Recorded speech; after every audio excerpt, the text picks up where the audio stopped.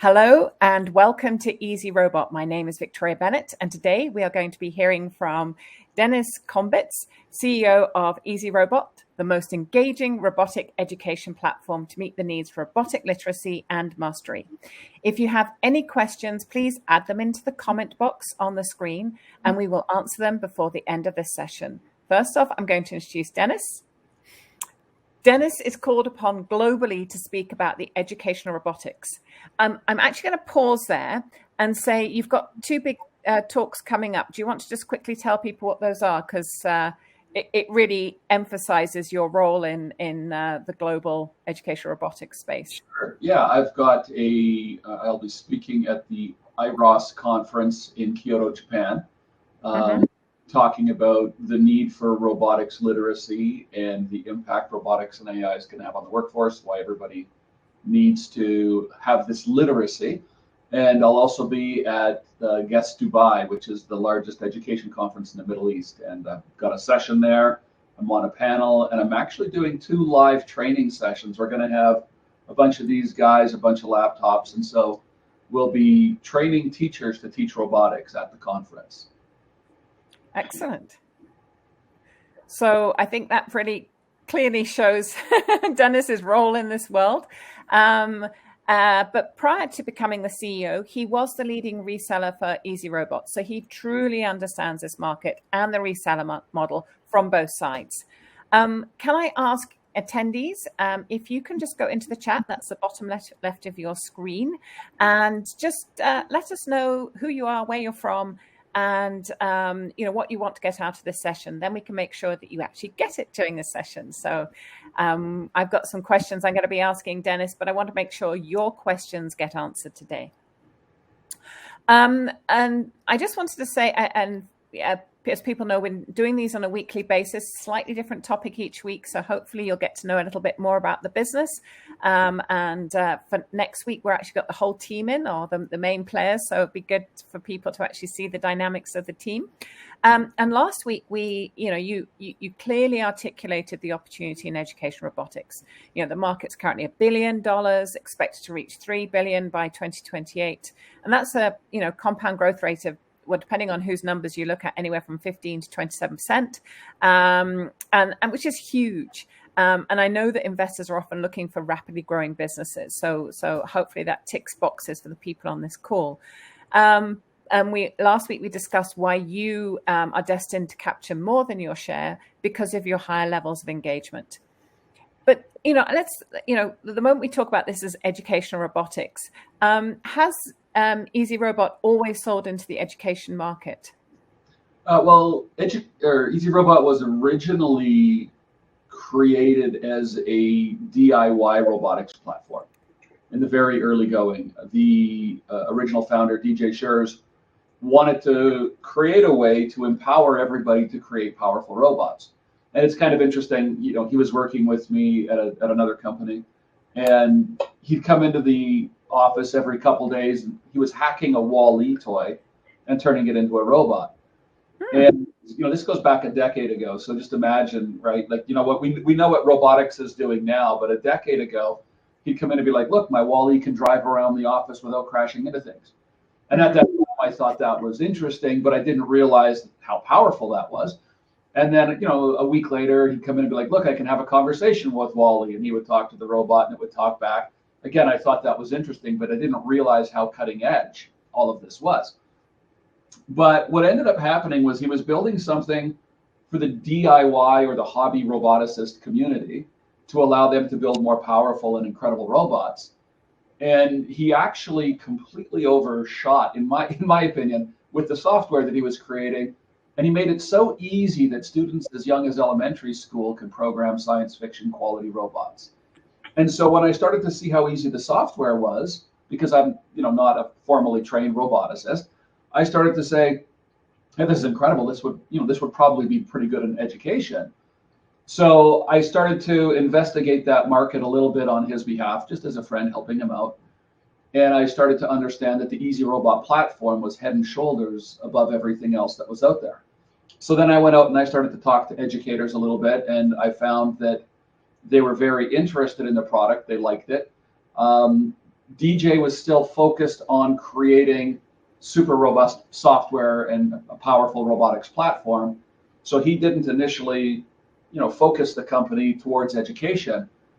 But for myself, I recognized that robotics and AI are going to have an unprecedentedly large impact on the workforce and on humanity. And I felt that it was critical that all of our students start to get this literacy.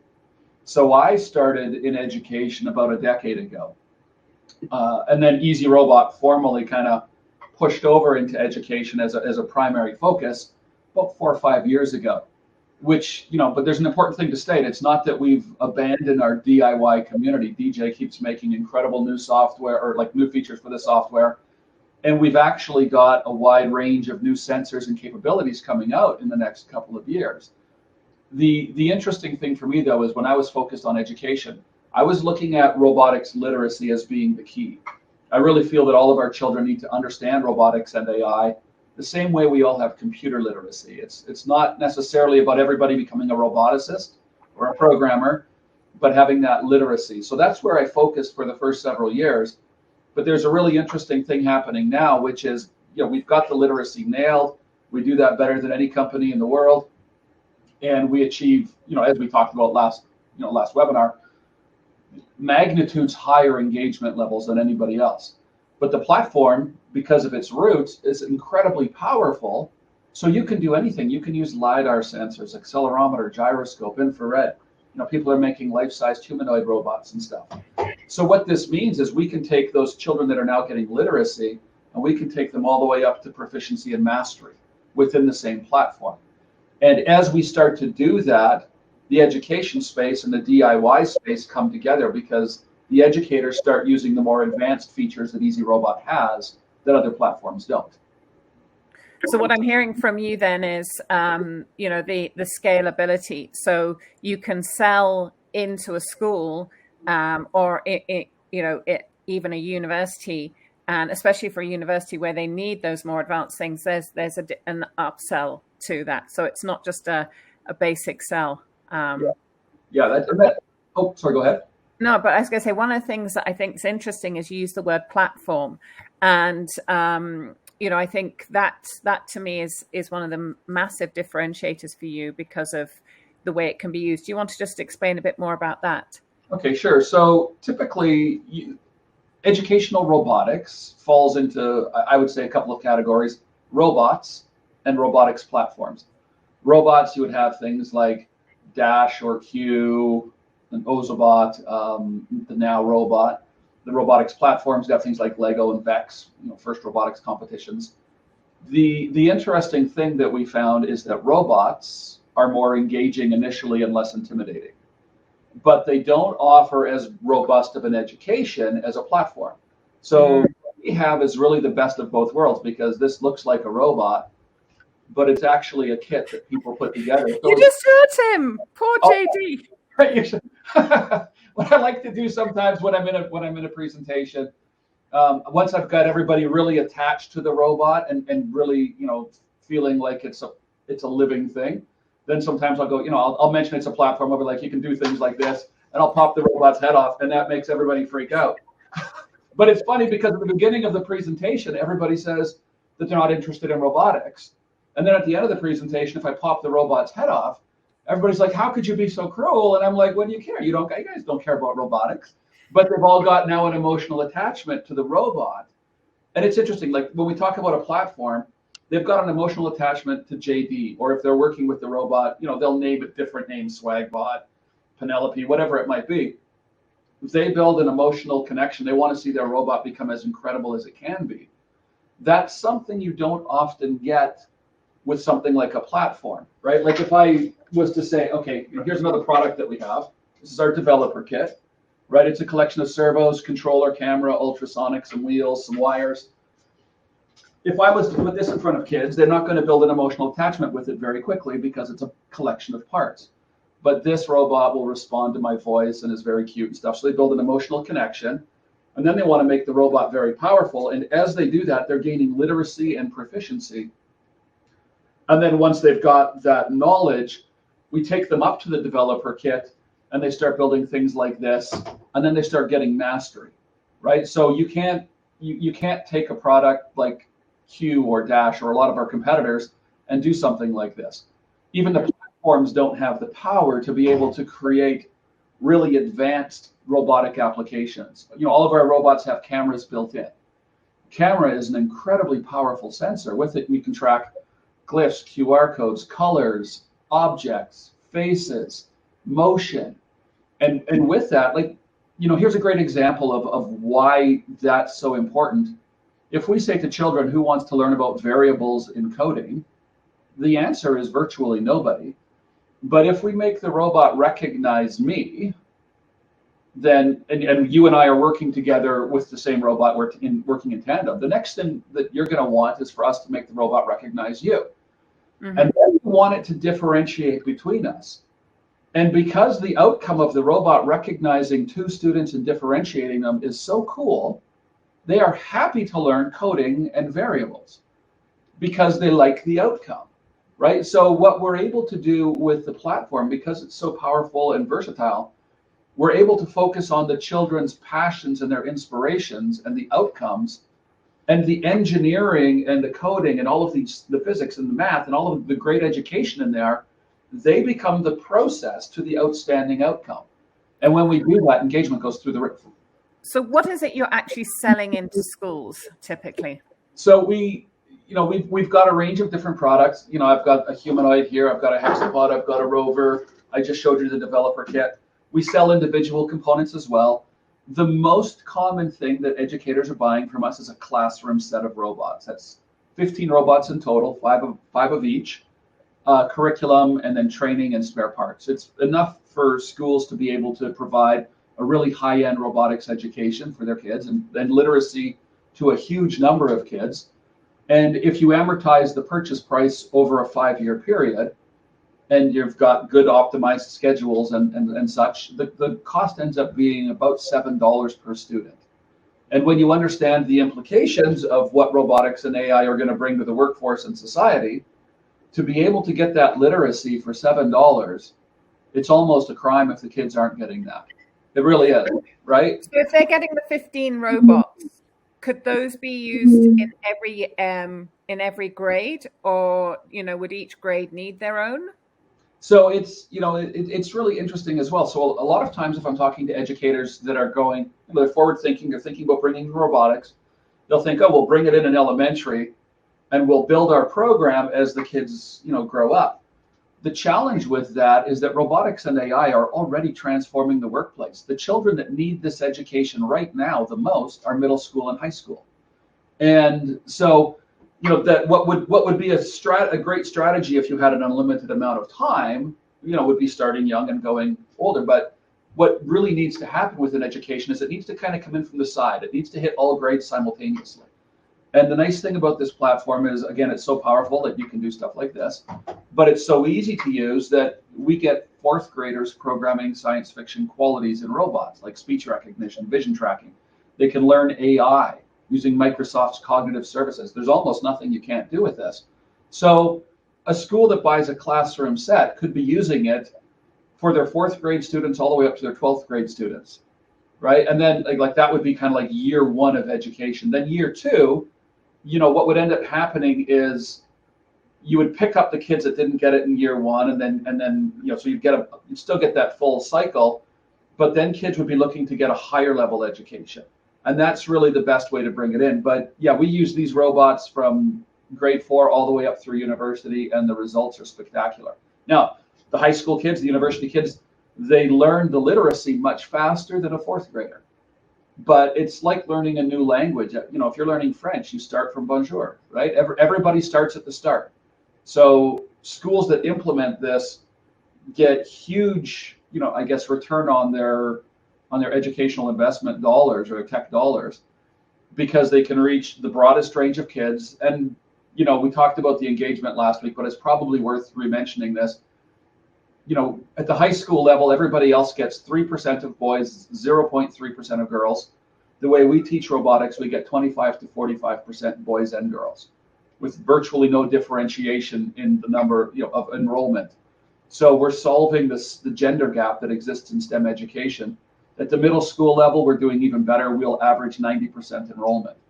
And so, we know that we can reach a huge number of kids, and that's why it's really important that the price point is very affordable, because right now, the way they're teaching robotics, it's basically comparable price, but you're reaching 3% of boys and 0.3% of girls. We can reach 350 children per year for the same price, or darn near the same price annually, right? So it's a huge differentiator. So then what sort of, when you're actually selling, are you selling into individual schools? Are you selling into, what sort of scale are you at the moment? Okay, so initially, well, I shouldn't even say initially, up until last spring, all of our sales were 1 or 2 schools. So we might work with a district, but it will be 1 school at a time, or occasionally 2 schools, but almost always 1. So it was almost always bottom-up sales, right? A teacher understands that they want to do this, they get inspired, they talk to the principal, they get some robots. Or the principal recognizes they want to do it, they get some robots. But what we're starting to see now, and this started happening last fall for us, is districts are now showing interest. So last fall, we got our first district-wide sale. It was about 40 schools. We've got a couple other districts right now that are interested. Whether they start with a pilot project or not, we'll see. But we're starting to see a lot more interest from the top down. And so that leads to the potential for explosive growth. And really, what's happening is, you can imagine 9 years ago when I was going out and talking about what robotics and AI is going to bring, there was a lot less inherent knowledge in the market.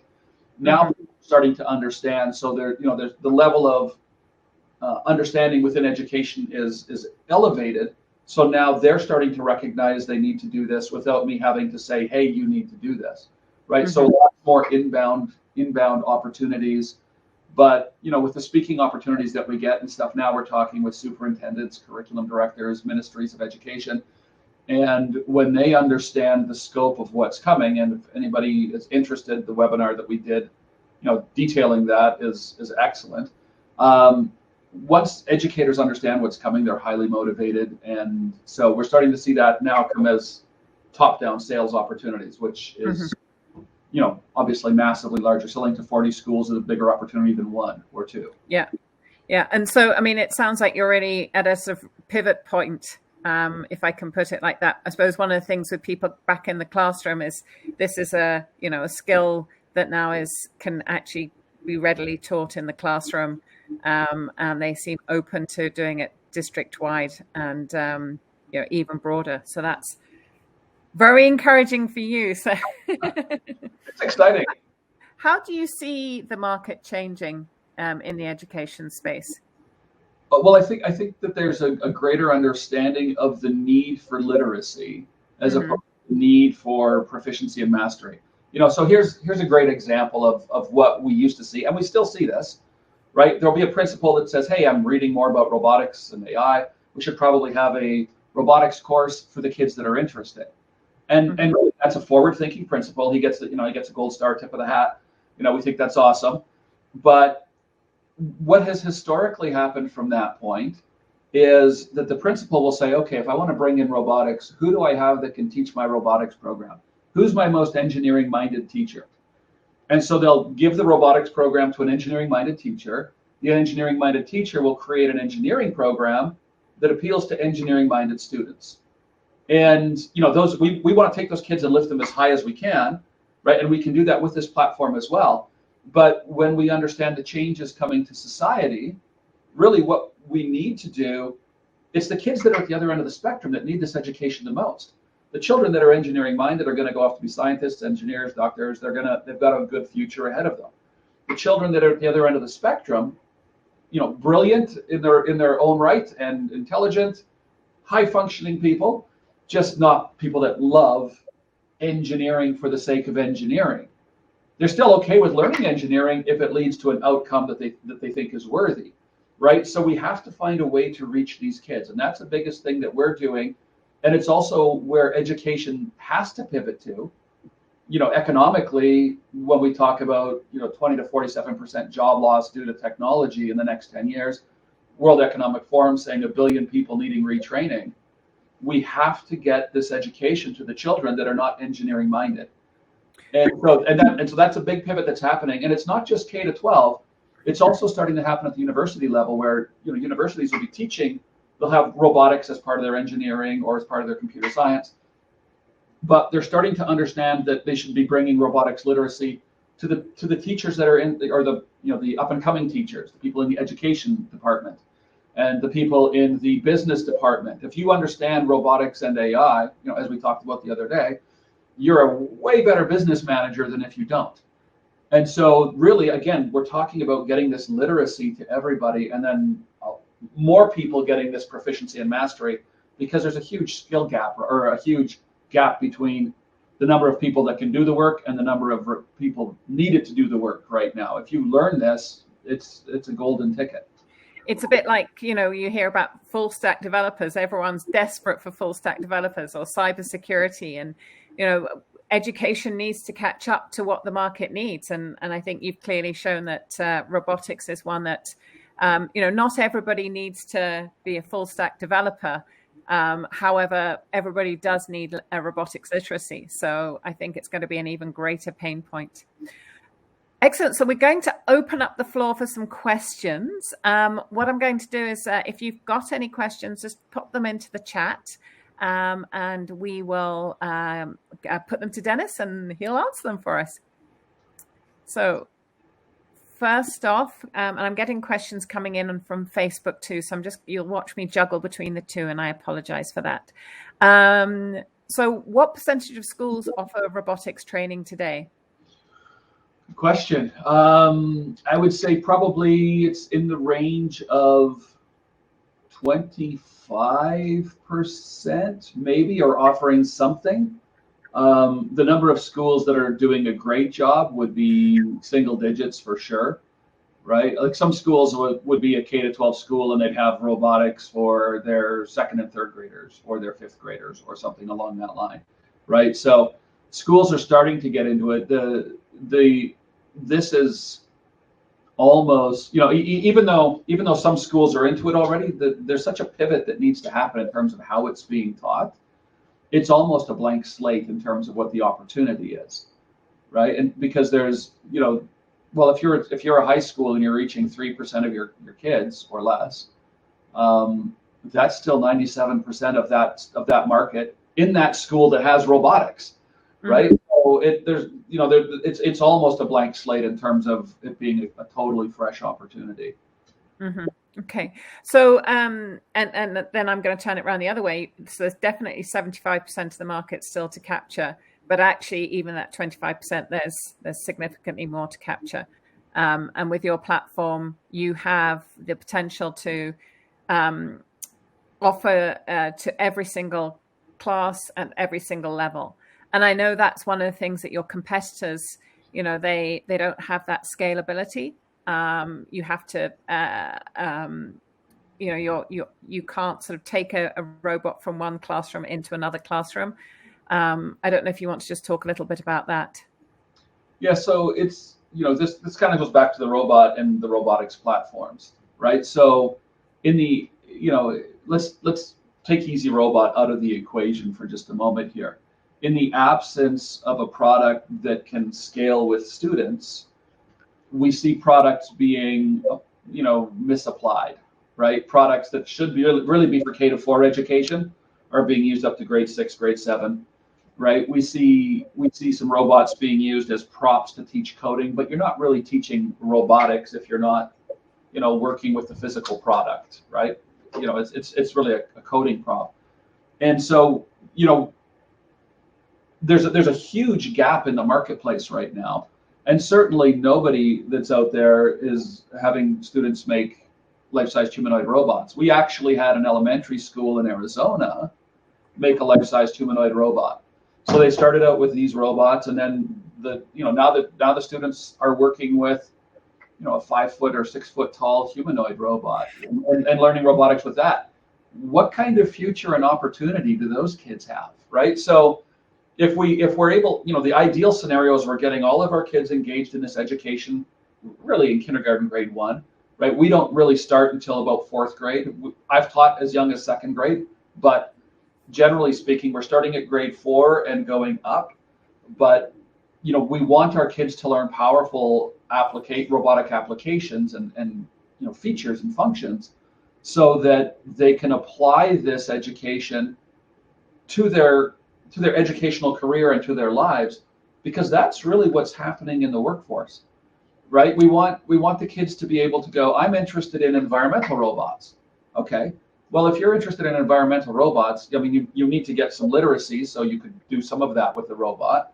But then you need to be taking it apart and going, okay, what kind of a robot would be a good robot? Well, there's too many plastics in the ocean.